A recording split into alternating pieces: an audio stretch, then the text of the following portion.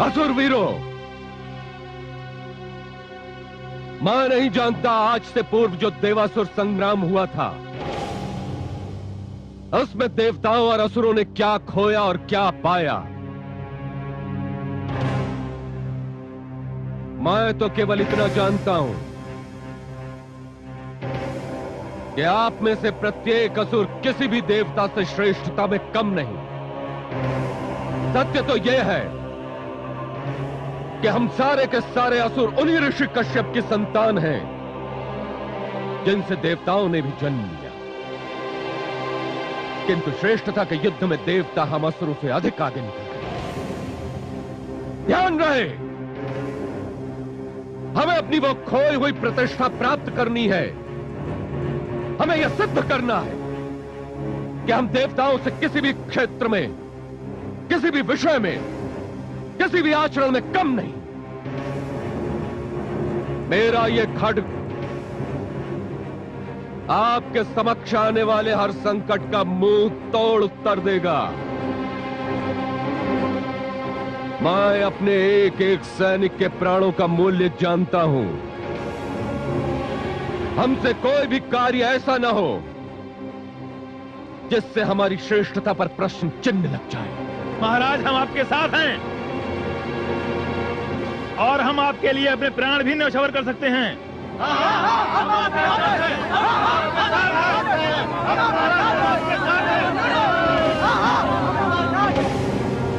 तो फिर चलो वीरों, त्रिलोक विजय का अपना अभियान आरंभ करते हैं। महाराज शंखचूड़ की, महाराज शंखचूड़ की।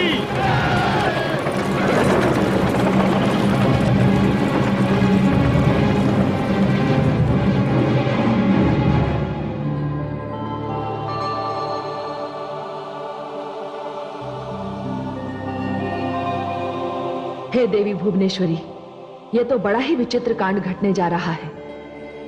असुर सम्राट शंखचूड़ त्रिलोक विजय करने निकला है और उधर देवराज इंद्र उसे रोकने की व्यवस्था में व्यस्त हैं। हां देवी महाकाली, आपने सत्य कहा। देवराज इंद्र शंखचूड़ को रोकने का उपाय तो कर रहे हैं, किंतु उन्हें यह ज्ञात नहीं कि असुर राज महाराज शंखचूड़ भगवान श्री विष्णु के अंश हैं। यह तो मैं भी सोच रही हूं। हे मां शक्ति, ऐसा कदाचित प्रथम बार हो रहा है कि विष्णु की शक्ति देवताओं के विरुद्ध युद्ध करने को निकली है। यह अत्यंत आवश्यक है महादेवी।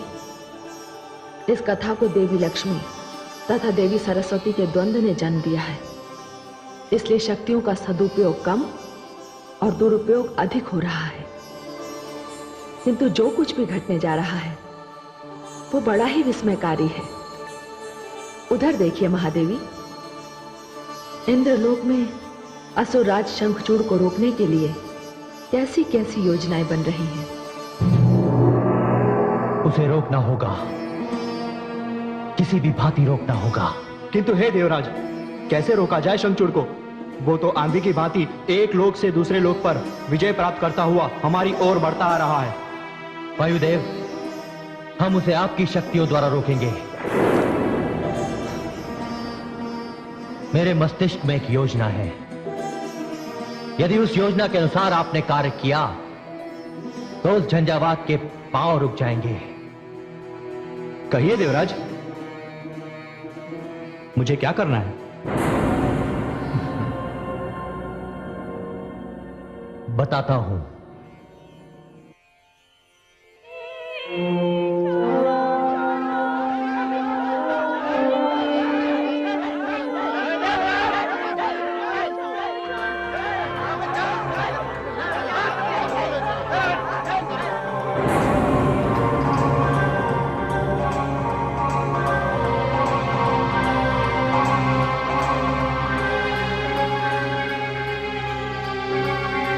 क्या हो रहा है ये? छोड़ दो मुझे।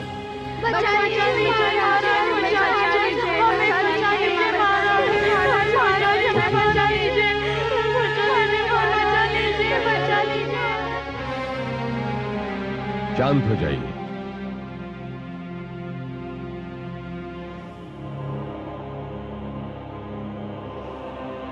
सेनापति, कौन ही स्त्रियां?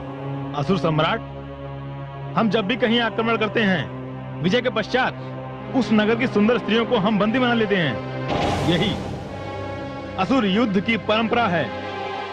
सेनापति, यह कैसी परंपरा है? हमारा युद्ध स्त्रियों के विरुद्ध नहीं, राजाओं, महाराजाओं, यक्षों, गंधर्वों और देवताओं की सेना के विरुद्ध है।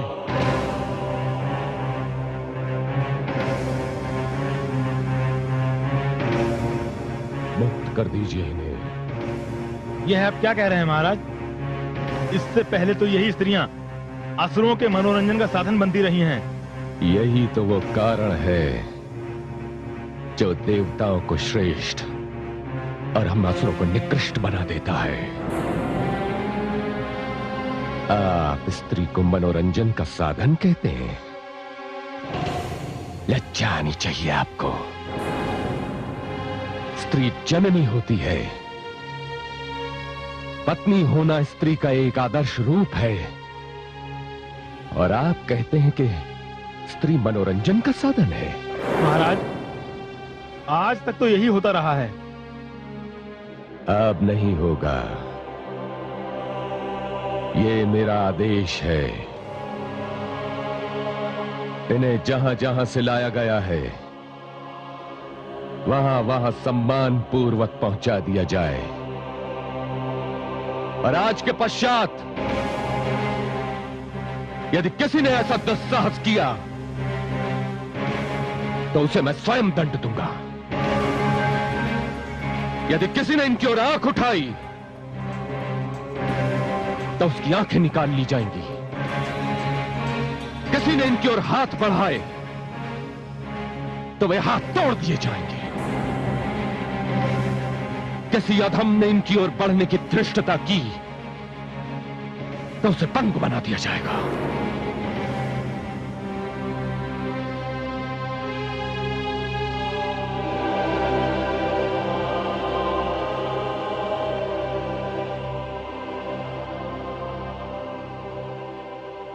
देवियों,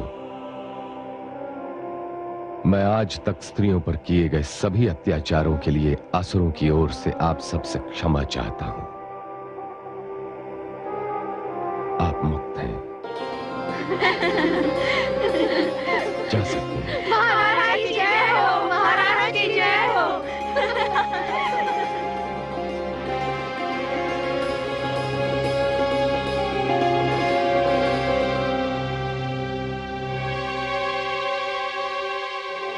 सेनापति जी महाराज। मैं आगे मिलने वाले शत्रुओं की टोह में जा रहा हूं। शीघ्र लौटूंगा। तब तक सैनिक शिविर की रक्षा आप सबके हाथों में है। जो आगे महाराज।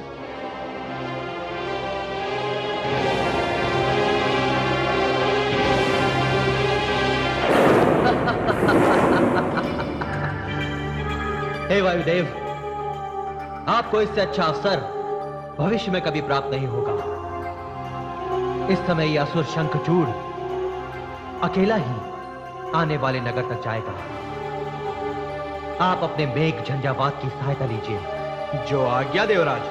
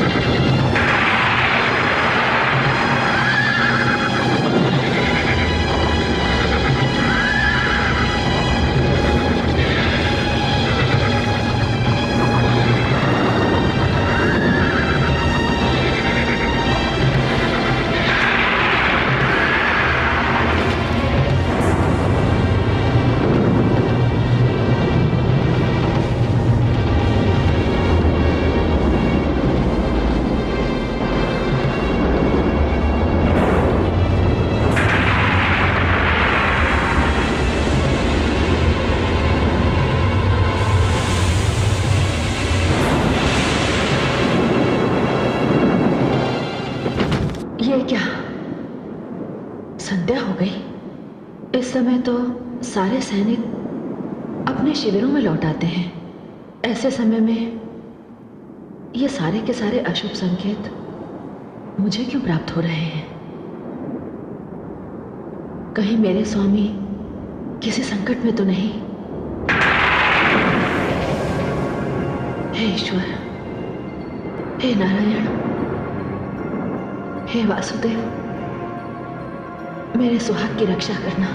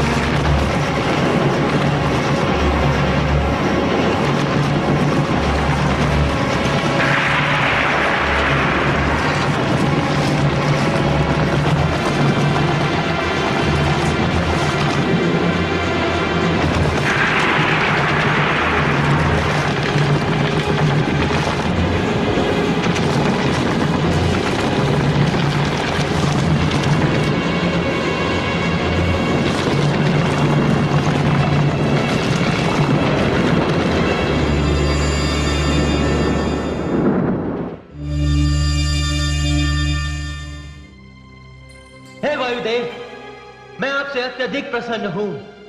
असुर शंखचूड़ अब जीवन पर्यंत उन पाषाण खंडों के नीचे दबा रहेगा। उसकी मुक्ति असंभव है, असंभव। हमने उसका विजय अभियान रोक दिया है। आज तो देवलोक में महोत्सव का आयोजन होना चाहिए।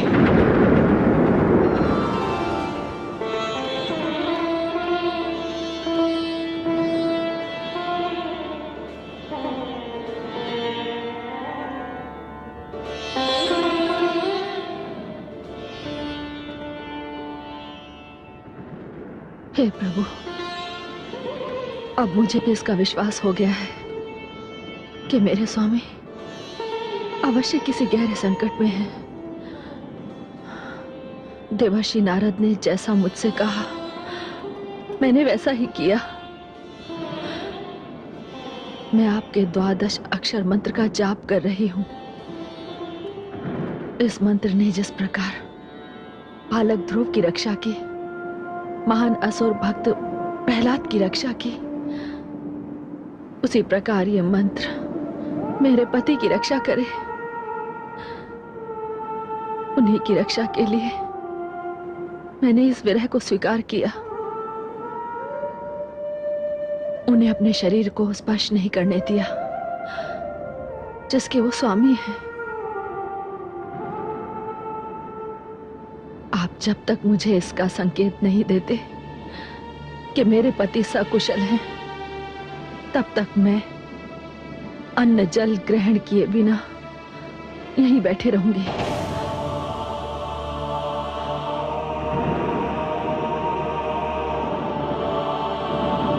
ओम नमो भगवते वासुदेवाय।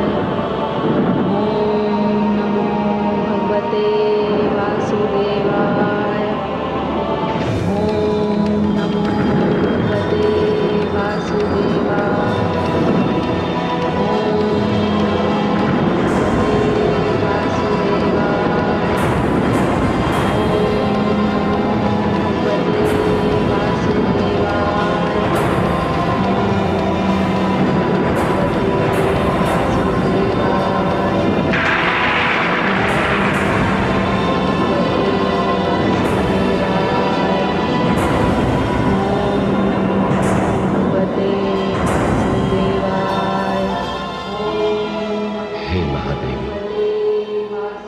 सहयोग देने के लिए तो मुझे स्वयं धरती पर आना होगा।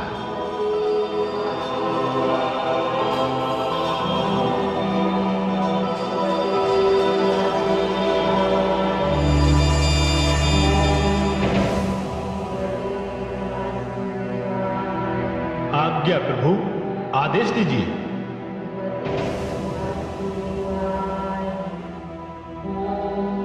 पक्षीराज, शंखचूड़ हिमालय क्षेत्र में बड़े बड़े पाषाण खंडों के नीचे दबे पड़े हैं।